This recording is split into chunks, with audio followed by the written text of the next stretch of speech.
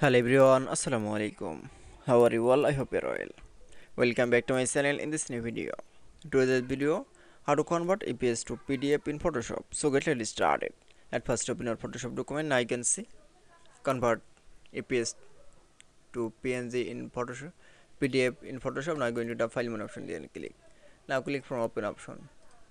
Now find your EPS file. Now click from select from EPS. Now click from open option. Now you can see then open the EPS file. Now convert the PDF. Now you're going to do again file menu option, then click. Now select from save as option and select from file name.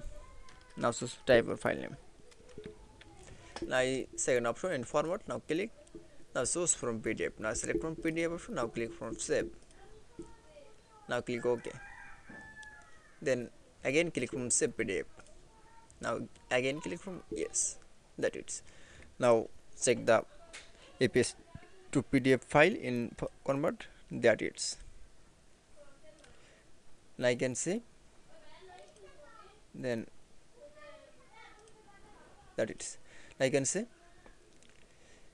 EPS to PDF file in Photoshop document is very easily. I hope you enjoyed the video. Please like, comment, share and subscribe my channel.